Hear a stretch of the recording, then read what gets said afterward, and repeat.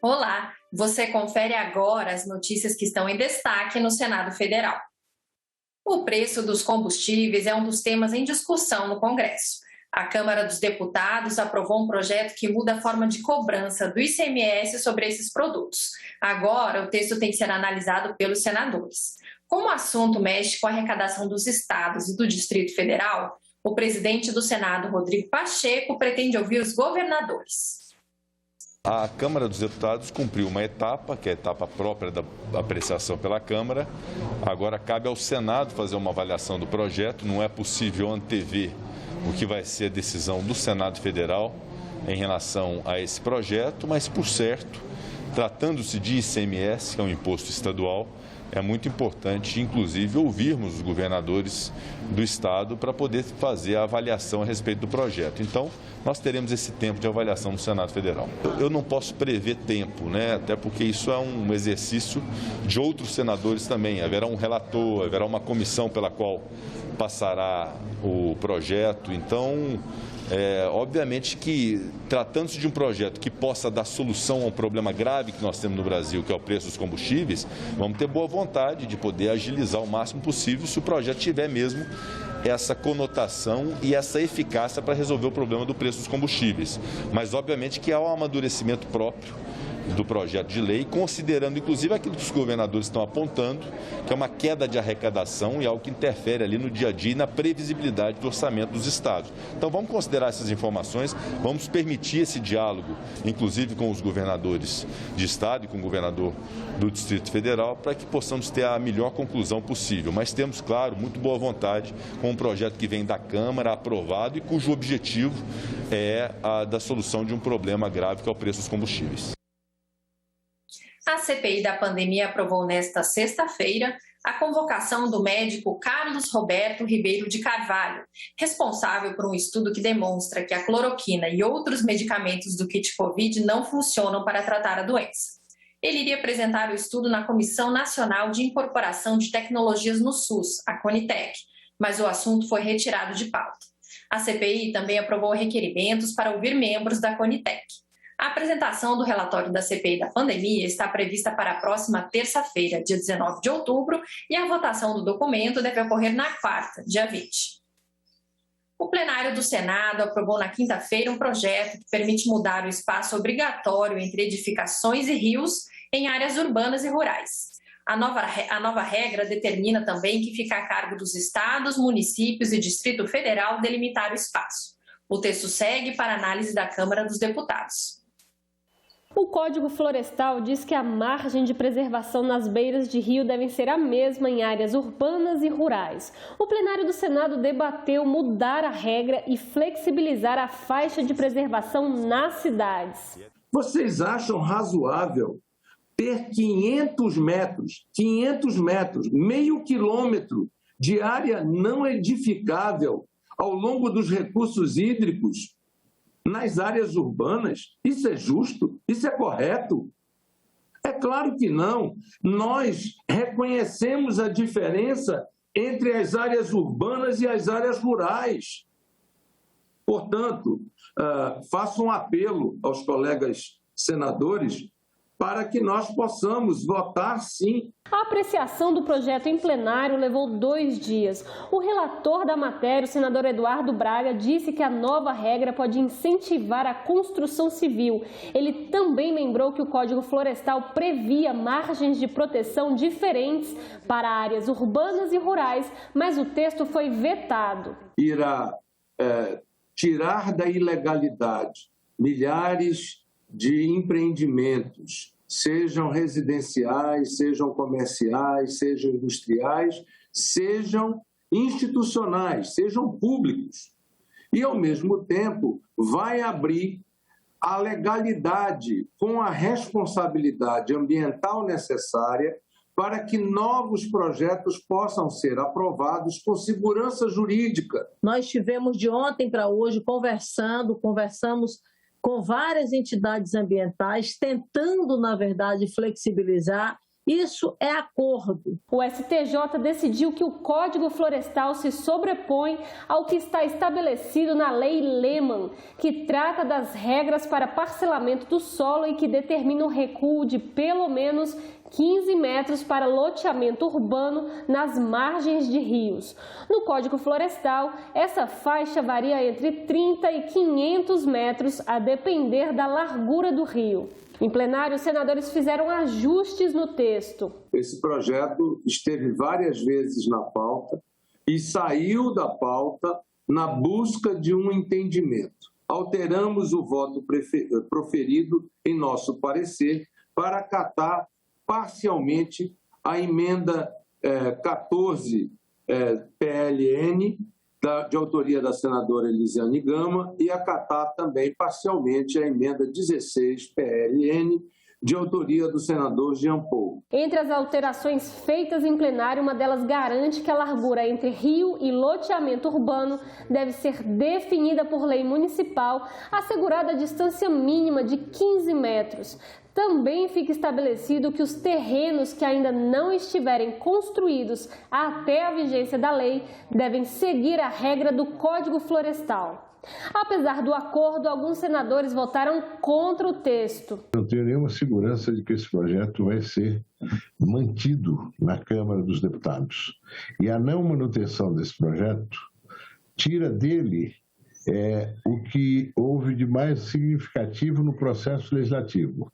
Foi a discussão de ontem, abordando vários aspectos e chegando a essas mudanças que não resolvem tudo, mas indicam um propósito de convergência em favor da sustentabilidade, da preservação dos mananciais, etc, etc.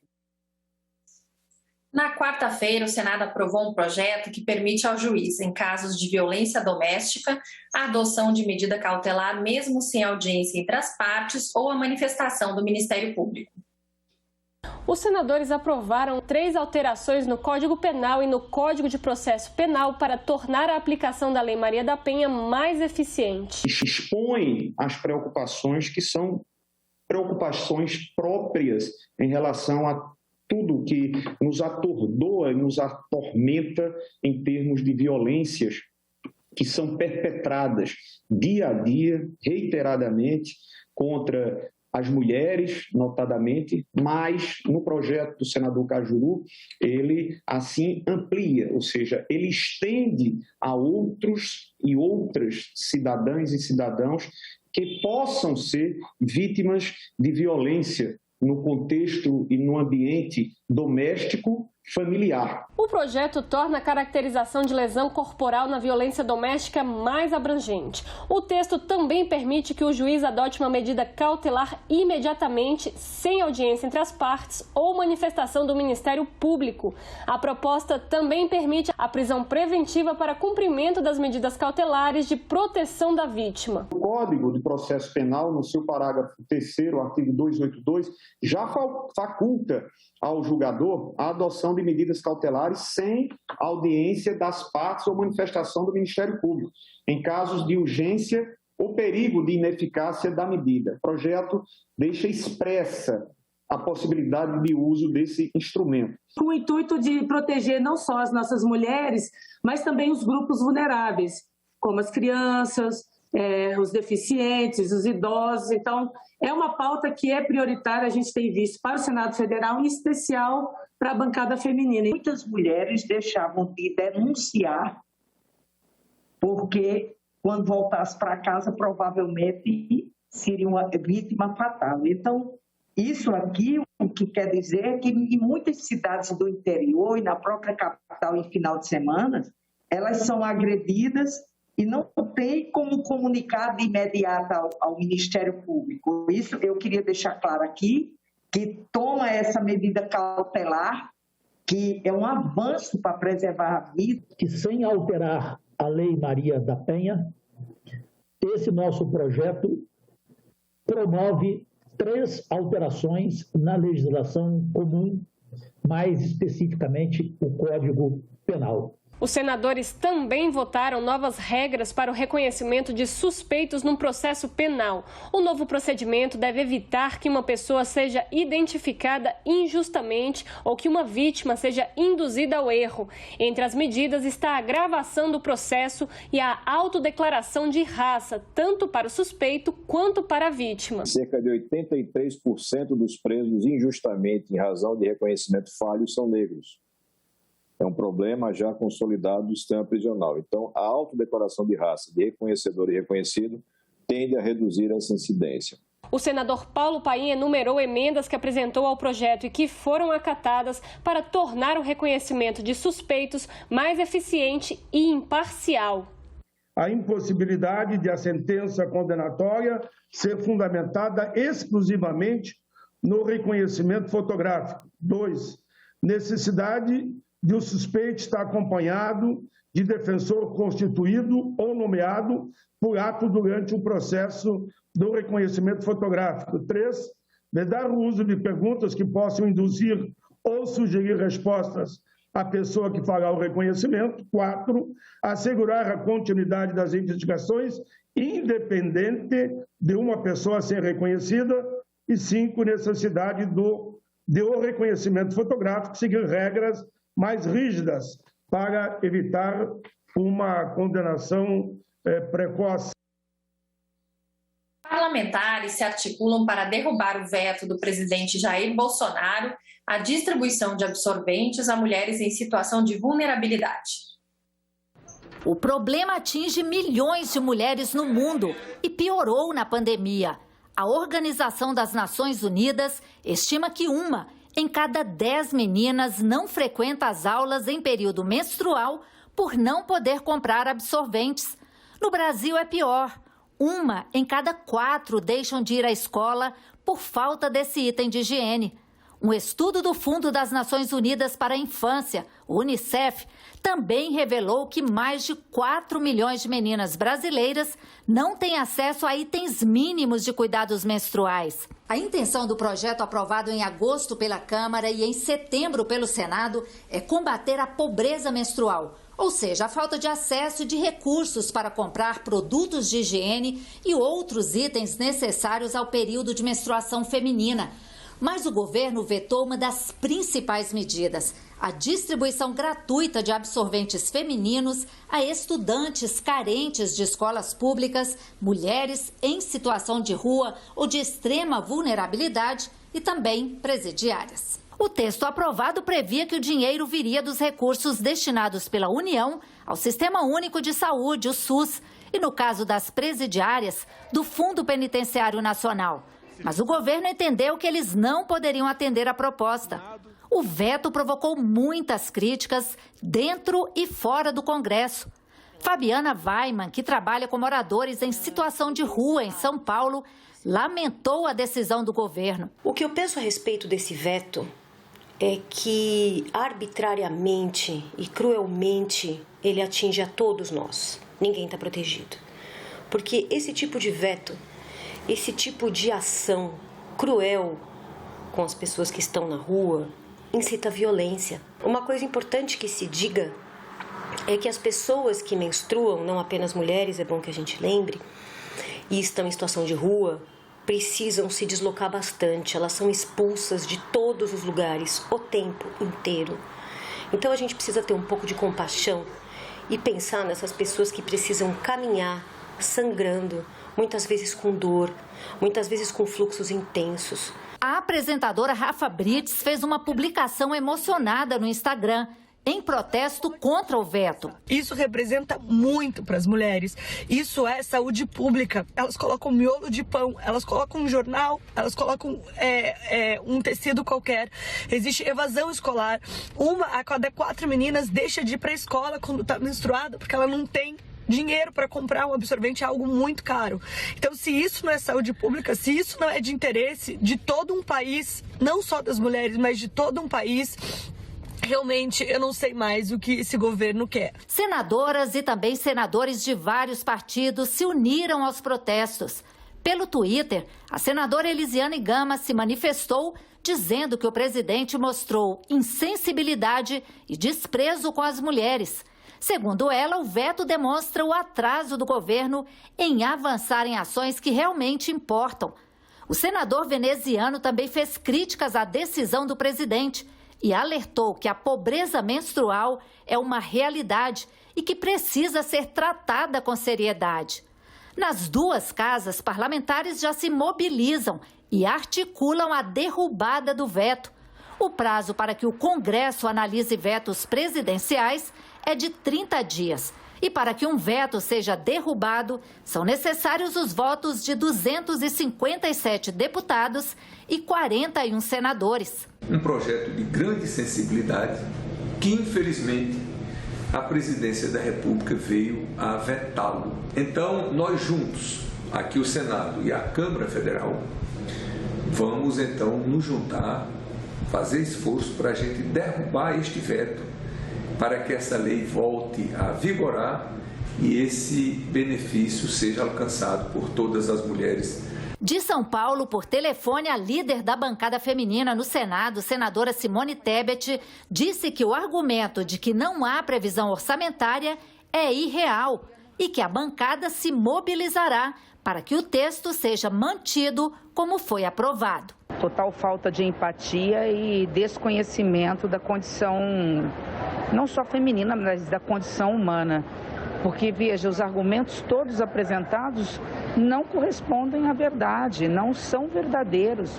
Primeiro, o impacto previsto pela Câmara dos Deputados para distribuição para 5 milhões de mulheres, jovens e mulheres de rua e presidiárias, jovens, repito, é importante dizer, jovens de escolas públicas, dá algo em torno de 84 milhões por ano. É um recurso que vem da atenção primária do SUS. Então já tem fonte financeira e outra, é discricionário. Se porventura faltar dinheiro, ele não é impositivo para o governo, é a possibilidade de sair a liberação desse recurso.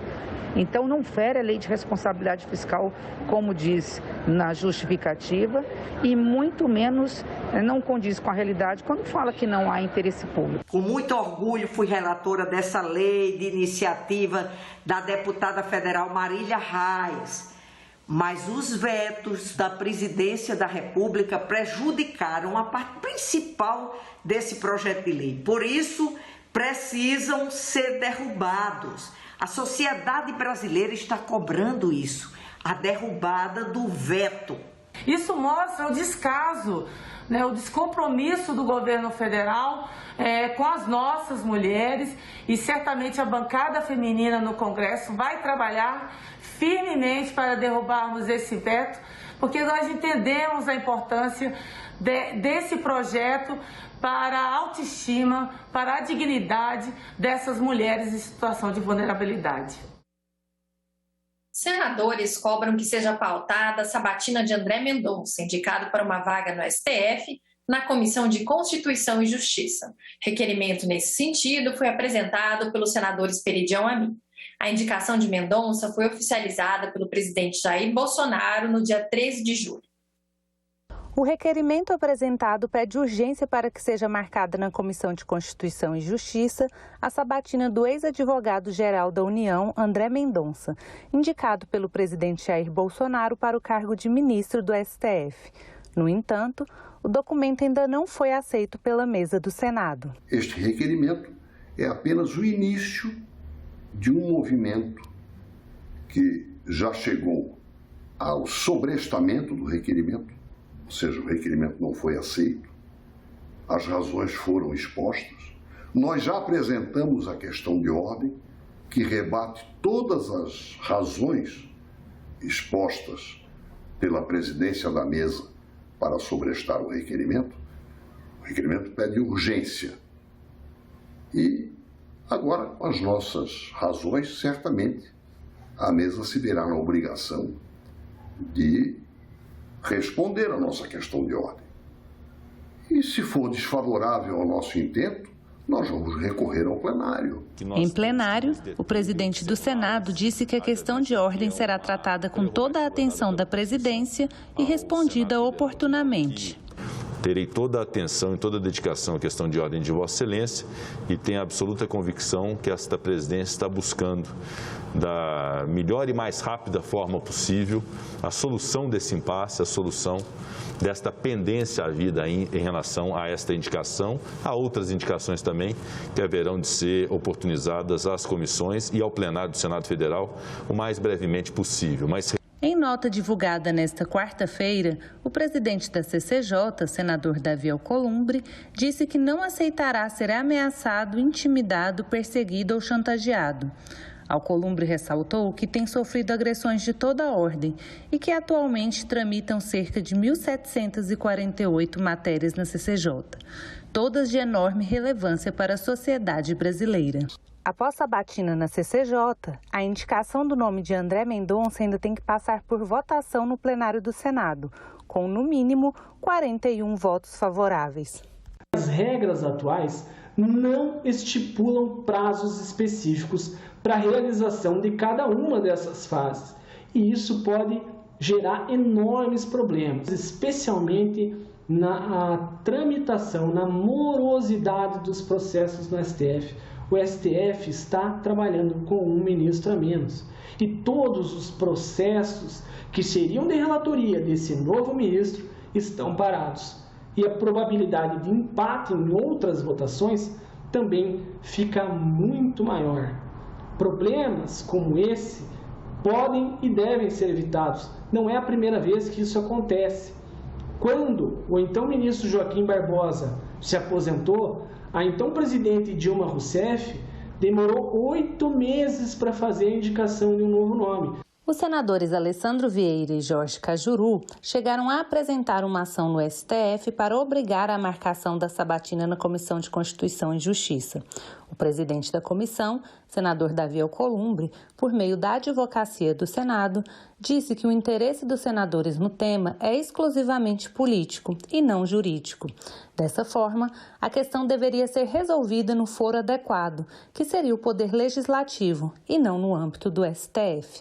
No texto, Alcolumbre também lembrou que não existe um prazo estipulado pela Constituição e nem no regimento interno do Senado para que a sabatina aconteça. A nossa corte, tradicionalmente, tende a esperar que esse novo ministro seja empossado para tomar decisões sobre questões de maior relevância ou de maior repercussão. Então, é mais ou menos o que tem acontecido recentemente. O processo de nomeação ele é tanto político quanto jurídico. Então, se cabe ao presidente da República fazer política, de certa forma, escolhendo alguém que seja alinhado a ele ideologicamente, o Senado também acaba fazendo política nesse sentido, quando joga um pouco com o fato de não haver um prazo para apreciação desse nome que é indicado pelo presidente da República. Isso também acontece em outros países, só para trazer um exemplo aqui rápido, o Senado Federal, o Senado não, melhor dizendo, o Congresso dos Estados Unidos acabou não apreciando o nome que havia sido indicado pelo presidente Obama, porque naquele momento já havia uma maioria republicana dentro do Congresso e já havia uma previsão, de certa forma, de que o presidente Trump seria eleito em 2016. Então, eles postergaram a decisão para que coubesse ao próximo presidente da República, que no caso acabou sendo Donald Trump, para que ele elegesse, para que ele nomeasse quem fosse esse novo integrante da Suprema Corte. A PEC dos precatórios pode trazer prejuízos à economia do país, segundo a avaliação da Instituição Fiscal Independente do Senado. A proposta estabelece o teto de cerca de 40 bilhões de reais para o pagamento dos precatórios. Precatórios são débitos da União reconhecidos pela Justiça, boa parte deles com estados e municípios, que devem ser pagos à vista. Mas o governo alega que é preciso compatibilizar as despesas com o teto de gastos e enviou ao Congresso a PEC dos precatórios. A proposta permite parcelar o pagamento a partir do ano que vem, o que abriria espaço para novos gastos no orçamento. O texto substitutivo apresentado pelo relator na Câmara dos Deputados estabelece um limite de cerca de 40 bilhões de reais para o pagamento dos precatórios, menos da metade da dívida acumulada atualmente, de 89 bilhões de reais. O limite foi acordado no mês passado entre os presidentes da Câmara, Arthur Lira, e do Senado, Rodrigo Pacheco, com o ministro da Economia, Paulo Guedes. Para a Instituição Fiscal Independente do Senado, a IFE, o parcelamento dos precatórios poderá impactar as contas municipais, elevar os juros e prejudicar o país. É uma proposta preocupante, sobretudo pela questão do regramento para os precatórios proposto, ainda que com maior sofisticação, mas com o mesmo problema que a IFE já vinha apontando, de jogar despesas para frente, de não pagar integralmente despesas que são primárias e obrigatórias, e com isso prejudicar muito provavelmente a questão do risco, da percepção dos agentes econômicos a respeito da credibilidade da política fiscal e afetando a inflação, a taxa de câmbio e a dívida pública. Nós ficamos por aqui. Você pode rever as reportagens desta edição na nossa página na internet, senado.leg.br/TV. Obrigada pela companhia e continue sintonizado aqui na TV Senado.